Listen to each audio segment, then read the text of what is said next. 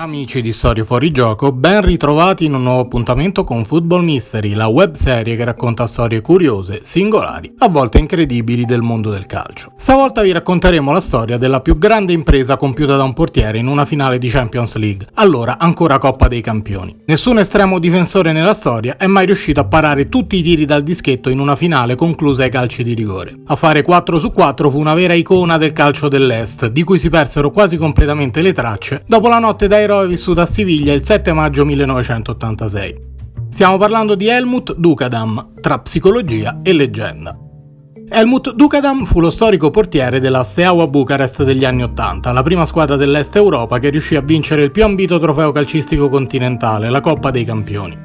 La Steaua 1986 fu l'orgoglio della Romania di Ceausescu, che riuscì in un'impresa che nel calcio dell'Est non fu mai completata né dai maestri sovietici, nonostante la Dinamo Kiev del colonnello Lobanovskij dettasse legge in quegli anni, e che fu raggiunta solo 5 anni dopo dai brasiliani d'Europa, gli jugoslavi, con la Stella Rossa del 1991.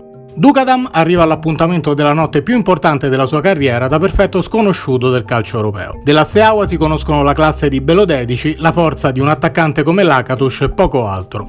Nato in Transilvania, Dukadam sembra un personaggio del castello del conte Dracula. Alto, imponente e baffuto, abbina alla prestanza fisica un'agilità non comune alla sua stazza. Esplode calcisticamente nell'UT Arad, poi come tutti i calciatori migliori del paese finisce alla Steaua, gestita direttamente dai figli di Ceausescu. In nazionale è chiuso da Silviu Lung, storico portiere dell'Universitatea Craiova, ma in quegli anni tutti pensano che sia Dukadam il migliore.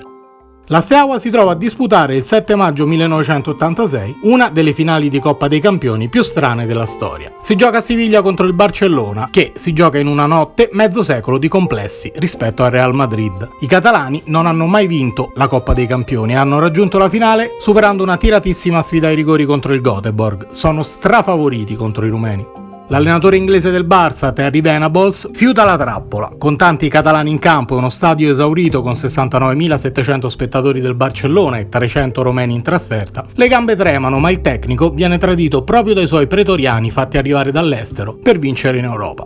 Sono impalpabili sia lo scozzese Steve Archibald e soprattutto il tedesco Bernd Schuster, fuori classe dal carattere difficile che non giocò mai un mondiale per le liti con i compagni di squadra della Germania Ovest. Al momento della sua sostituzione, a 5 minuti dal 90°, Schuster uscì dal campo, andò dritto negli spogliatoi a farsi una doccia, chiamò un taxi e si vide i rigori in televisione a casa sua.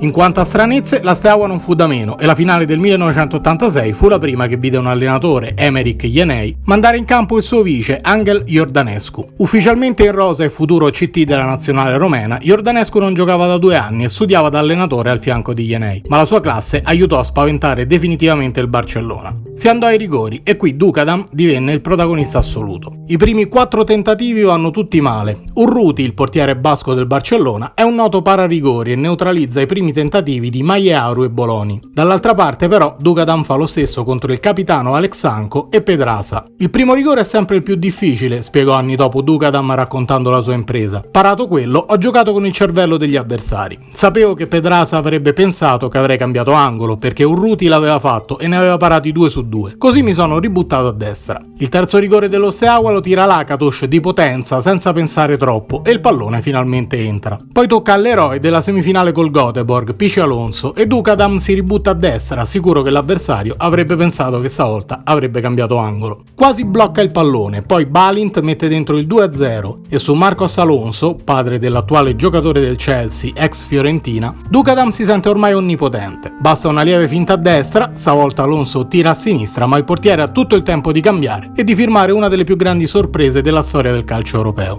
La Steaua è campione d'Europa. Per Dukadam sembra l'inizio di una carriera internazionale luminosa, anche se la Romania non sarà tra le nazionali che andranno in Messico per i mondiali del 1986. Nel giro di pochi mesi, nessuno invece saprà più che fine avrà fatto Dukadam. Nasce una leggenda inquietante: Valentin Ceausescu gli avrebbe fatto spezzare le mani per non aver consegnato un'automobile ricevuta in regalo da uno sponsor per l'impresa compiuta a Siviglia. Una punizione atroce che l'avrebbe costretto a ritirarsi, ma smentita dallo stesso Dukadam, ricomparso quasi 30 anni dopo la finale del 1986 come ambasciatore UEFA in un'intervista. In caso di vittoria della Coppa dei Campioni c'era stato promesso un grande premio dall'esercito, ma quando fummo ricevuti da Ceausescu l'accoglienza fu fredda. Il regime era già in crisi e il calcio non avrebbe aiutato certo la propaganda, ma non è assolutamente vero che mi aggredirono o che vennero a rompermi le braccia. Proprio perché il dissenso politico in Romania era ormai grande, si sarebbe venuto facilmente a sapere. L'unico tiro mancino che fece il regime fu di rimangiarsi il premio per la vittoria, consegnandoci solo delle auto usate, alcune assemblate addirittura con componenti militari dismessi. Smisi di giocare perché pochi mesi dopo la finale, in una partita, finì all'ospedale a causa di un dolore lancinante al braccio, di origine sconosciuta. Gli esami evidenziarono un aneurisma arterioso periferico, una rara forma di trombosi. Non persi il braccio per miracolo, provai a tornare a giocare a casa alla RAD, ma non potevo più fare il professionista. E così, nella notte di Siviglia, il tempo della vita da calciatore di Ducadan si fermò per sempre. Se il video ti è piaciuto non dimenticare di lasciare un like e soprattutto di iscriverti al canale per essere sempre aggiornato sui prossimi appuntamenti di Football Mystery. Alla prossima!